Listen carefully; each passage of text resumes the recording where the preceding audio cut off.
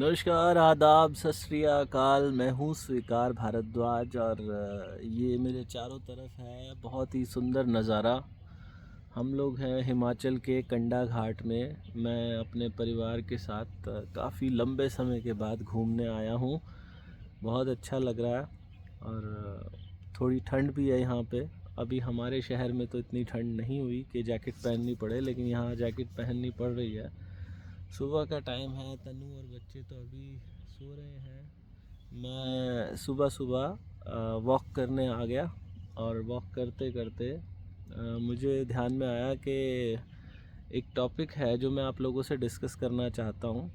आपने देखा होगा तनु आजकल व्लॉगिंग करती है और अभी कुछ दिन पहले तनु परेशान हो गई। वो कह रही है मेरे पास कुछ नया है ही नहीं दिखाने के लिए, मैं क्या दिखाऊँ और मैं आज वीडियो नहीं डाल रही। तो मैंने तन्नू को एक कहानी सुनाई थी।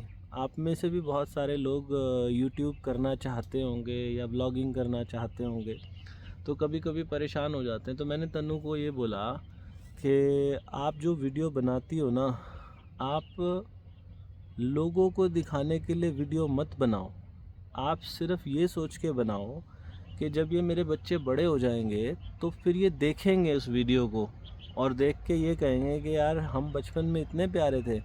तो मतलब किसी और को दिखाने के लिए नहीं, इन बच्चों के लिए, अपने खुद के लिए, कि जब हम बूढ़े हो जाएंगे और हम देखेंगे कि हम अपने जवानी के टाइम में या जब हमारी शादी हुई, हमारे बच्चे छोटे थे, तो हम क्या क्या किया करते थे। किसी और को नहीं सोचना कि कोई और क्या करेगा, सिर्फ अपने खुद के लिए करो। तो मैंने एक कहानी बताई थी, ये शायद पहले भी कभी बताई होगी, 2-3 साल पहले। आपको बताता हूँ, बड़े काम आएगी कहानी। अकबर के दरबार में तानसेन बहुत ही अच्छा गाना गाते थे, सबको पता है, और कमाल का गाना गाते थे। एक दिन तानसेन ने अपनी तान छेड़ी तो अकबर जो थे वो बहुत ही मतलब इतने खुश हुए और अकबर ने कहा कि तानसेन, मैं हैरान हूँ, तुम इतना अच्छा गाते हो, लेकिन मेरे मन में आज एक प्रश्न उठा है कि तुम इतना अच्छा गाते हो, कोई तो तुम्हारा भी उस्ताद होगा, तुम्हारा भी कोई गुरु होगा। तो तानसेन ने कहा, जी हाँ, मेरे गुरु हैं, गुरु हरिदास। तो उसने कहा, मैं तुम्हारे गुरु से मिलना चाहता हूँ, उन्हें बुला लो।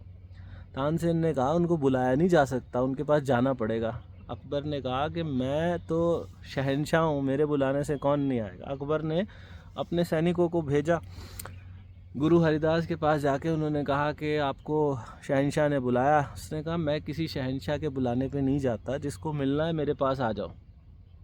तो उन्होंने कहा, अगर नहीं चले तो तुम्हारी गर्दन काट दी जाएगी। उसने कहा, फिर काट दो गर्दन। और वो सैनिक वापस जाके उन्होंने शहंशाह को जाके ये बात बताई। तो अकबर ने कहा, यार ये कौन सा इंसान है जो मरने से भी नहीं डरता। तो तानसेन ने कहा कि अगर मेरे गुरु को सुनना है ना, तो ऐसे नहीं चलना पड़ेगा, छुप छुपाते हुए चलना पड़ेगा। तो अकबर और तानसेन जो है, छुपते हुए गुरु हरिदास की कुटिया के बाहर छुप गए एक पेड़ के पीछे और इंतज़ार करने लगे कि कब गाए, कब गुरु गाएंगे, कब गुरु गाएंगे। तो गुरु हरिदास अपने कामों में लगे हुए थे और कहते हैं रात को करीब 2-2:30 बजे गुरु हरिदास ने स्वर छेड़ा और जो उन्होंने गाना गाया रात को 2-2:30 बजे, अकबर और तानसेन दोनों की आंखों से आंसू टप टप टप टप टप टप आंसू ही आंसू गिर रहे थे। तो अकबर ने तानसेन से कहा कि मैं तो सोचता था कि पूरी दुनिया में तुम ही सबसे कमाल के गायक हो, लेकिन आज तुम्हारे गुरु को सुनने के बाद तो ऐसा लगता है तुम तो कुछ हो ही नहीं उनके आगे। वो कमाल है, वो ऐसा कैसे गा लेते हैं और तुम ऐसा क्यों नहीं गा पाते तानसेन, तुम उनकी तरह क्यों नहीं गा पाते।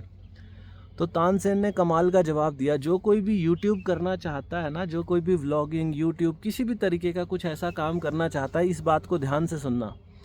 तानसेन ने कहा कि मेरा जितना भी गायन है ना, मैं जो कुछ भी गाता हूँ, वो आपको रिझाने के लिए, कुछ पा लेने के लिए, मुझे कुछ मिल जाए। और मेरे गुरु जो गा रहे हैं ना, उनको कुछ मिल चुका है, उन्होंने कुछ पा लिया परमात्मा से और उसके बाद उनका गायन फूट रहा है, स्वतः ही फूट रहा है। तो अगर आप किसी को रिझाने के लिए, कुछ दिखाने के लिए, कुछ बन जाने के लिए करोगे ना, तो वो एफर्ट इतना अच्छा नहीं जाएगा। जब आपका एफर्ट होगा ना कि आप खुश हो, अपने आप में खुश हो। मान लो हम व्लॉगिंग करके अभी आपका मूड तो बड़ा उदास है और लोगों को दिखाने के लिए अपने चेहरे पे स्माइल ले आओ, तो वो कहीं ना कहीं लोगों तक पहुंच जाती है। ये प्रकृति जो बनी हुई है ना, ये प्रकृति बड़ी कमाल है। यहाँ वाइब्रेशंस काम करती हैं। आपका जो आप हो लोगों को पता चल जाता है। आप जिस माहौल में हो ना, अगर एंजॉय कर रहे हो तो वही तो दिखाओगे। दुखी हो तो दुख दिखाओ, सुखी हो तो सुख दिखाओ, अगर दिखाना चाहते हो तो। लेकिन किसी को दिखाने के पर्पस से ना करो व्लॉगिंग।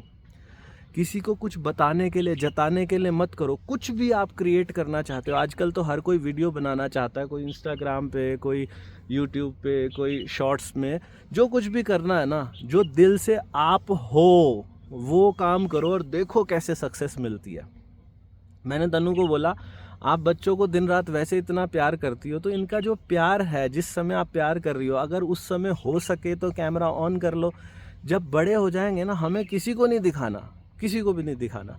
हमें खुद देखना है और खुद देख के हमारे चेहरे पे जो स्माइल आएगी ना, बस उसके लिए करो। व्यूज़ गए भाड़ में, पैसा तो हमें चाहिए नहीं, किसी को भी नहीं चाहिए। और यूट्यूब से पैसा कमाने के लिए कोई भी मत आना।